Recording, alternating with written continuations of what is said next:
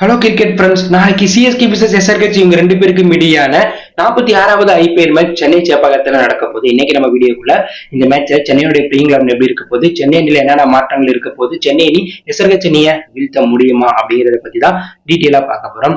முதல்ல சென்னை அணி இந்த மேட்ச்ல கண்டிப்பா வெற்றி பெற வேண்டிய கட்டாயத்துல இருக்காங்க. தொடர்ந்து எல்எஸ்டிக்கு எதிராக தோத்து பாயிண்ட் டேபிள் 5வது இடத்துல 4 வெற்றியோட 8 புள்ளிகள் பெற்று இருக்காங்க. சிஎஸ்கே அடுத்து விளையாட போற 6 மேட்ச்ல 4-5 வெற்றி பெற வேண்டிய கட்டாயத்துல இருக்காங்க. இந்த மேட்ச் சென்னையில நடக்கிறதுனால கண்டிப்பா எஸ்ஆர்ஹெச்சுக்கு எதிராக சிஎஸ்கே வெற்றி பெற வேண்டிய இடத்துல இருக்காங்க. சோ எஸ்ஆர்ஹெச்சுக்கு எதிராக சிஎஸ்கே விளையாட போற பிளேயிங் லெவனை பார்ப்போம். சிஎஸ்கேல ஓப்பனிங் பேட்ஸ்மேனா ருத்ராஜ் கேட்வார் மற்றும் அஜிகே ரகானே தான் விளையாடுவாங்க. ருத்ராஜ் போன மேட்ச்ல சதம் அடிச்சார். ஆனா அஜிகே ரகானே போன மேட்ச்ல ஒரு நாள் அவுட் ஆயிட்டே விளையாட போனார். ஆனா இந்த மேட்ச்ல அவர் சிறப்பா விளையாட வேண்டிய இடத்துல இருக்கார். 3வது நாடுல டேனியல் மிச்சல் தான் விளையாடுவார். டேனியல் மிச்சல் இந்த சீசன்ல ஃபார்ம் அவுட்ல இருக்கார். அவர் டெஸ்ட் மேட்ச் தான் விளையாண்டுட்டு இருக்கார்.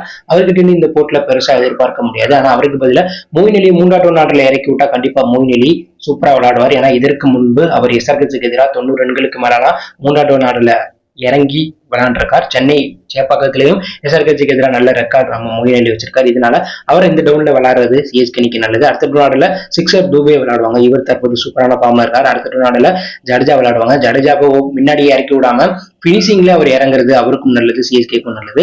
அடுத்த நாடுல தலை எம்எஸ்என் கடைசி 2 ஓவருக்கு வந்து சம்பவம் பண்ணுவார். பந்து வீச்சு அட்டாக்ல தீபக் சகால் விளையாடுவார். தீபக் சகால் போன மேட்ச்ல சூப்பரா போட்டாலும் அவருக்கு ஃபுல் ஓவர் கொடுத்து முடிக்கல. அவரை பவர் பிளேலயே யூஸ் பண்ணா அது சிஎஸ்கே அணிக்கும் நல்லது. அடுத்ததான் தேஷ்பாண்டே பிளேயிங் லெவல்ல பந்து வீச்சு அட்டாக்ல விளையாடுவாங்க. அதிரானவும் பிளேயிங் லெவல்ல விளையாடுவாங்க. சர்துல் தாக்கர் இம்பாக்ட் பிளேயர் விதியை யூஸ் பண்ணி உள்ள வருவாங்க.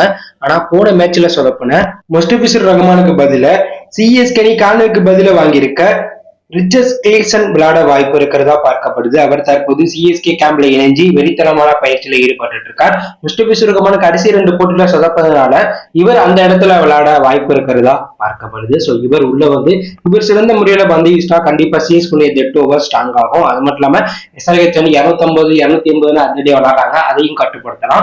இந்த போட்டியை பொறுத்தவரை சிஎஸ்கே பிளேயிங் லெவன் இதுவா தான் பார்க்கப்படுது. சிஎஸ்கே பொறுத்தவரை டாஸை வெற்றி பெற்று முதல்ல பேட்டிங்கான பார்ப்பாங்க. ஏன்னா எஸ்ஆர்ஹெச் அணிக்கு எதிராக 200 ரன்களுக்கு மேல டார்கெட் வச்சா அந்த அணி சேசிங்ல சொதப்பிடுறாங்க. இது அதனுடைய பலவீனமா இருக்கனால இதை பண்ண பார்ப்பாங்க. சோ சிஎஸ்கே முதல்ல பேட்டிங் ஆனா கண்டிப்பா 230-240 ரன்களுக்கு மேல அடிக்கணும். ஒருவேளை சிஎஸ்கே முதல்ல பந்து வீசினா 180-200 ரன்குள்ள எஸ்ஆர்ஹெச் அணியை சுட்டணும். அப்பதான் இந்த மேட்ச்ல சிஎஸ்கே வெற்றி பெற முடியும். இந்த போட்டியை பொறுத்தவரை சிஎஸ்கே வெற்றி பெற 50%, எஸ்ஆர்ஹெச் வெற்றி பெற 50% வாய்ப்பு இருக்கிறதா பார்க்கப்படுது. சோ நீங்க சொல்லுங்க ஃப்ரெண்ட்ஸ், சிஎஸ்கே விசஸ் எஸ்ஆர்ஹெச் மேட்ச்ல சிஎஸ்கே எஸ்ஆர்ஹெச் அணியை சொந்த மல்ல வீழ்த்தி பாயிண்ட் டேபிள்ல முன்னேறுவாங்களா, இல்ல எஸ்ஆர்ஹெச் அணி சிஎஸ்கே வீழ்த்த வாய்ப்பு இருக்கா? அப்படியே ஒரு கருத்தை கமெண்ட் லீவ் பண்ணுங்க. மறக்காம நம்ம சேனலை சப்ஸ்கிரைப் பண்ணி ஃபாலோ பண்ணுங்க.